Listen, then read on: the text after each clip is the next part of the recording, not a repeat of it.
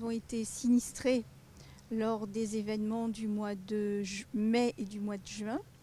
Et donc j'ai réuni aujourd'hui ce point presse afin que tout le monde sache que nous sommes bien vivants, bien décidés à remonter les activités de l'Alliance et que voilà, surtout n'hésitez pas à revenir vers nous. On est bien vivant, les cours vont reprendre, les activités vont reprendre, les concerts vont reprendre.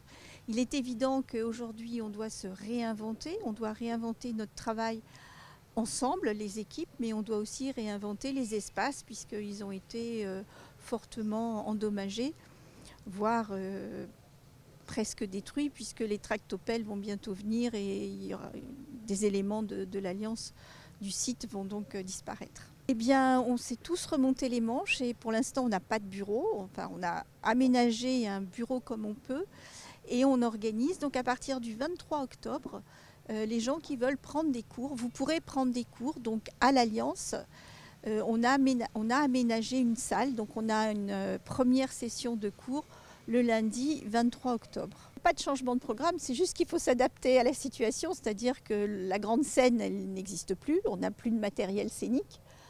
Tout a été brûlé, tout a fondu. On n'a plus de bureau, donc il faut se réinventer autrement pour travailler. La médiathèque, on n'a plus de médiathèque non plus physique. Donc on va utiliser par exemple la galerie Zigzag pour les enfants, on va mettre des espaces dehors pour les adolescents, puis pour les adultes.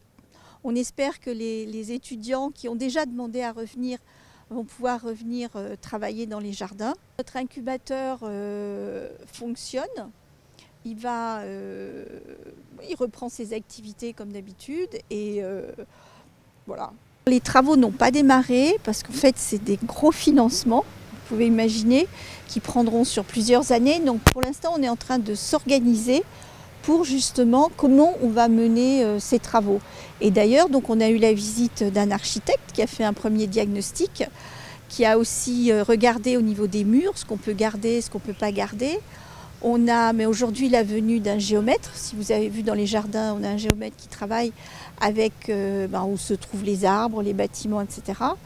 Et après ça, on va travailler avec quelqu'un qui va venir sonder les murs, puisque les murs ont été soumis à de fortes chaleurs.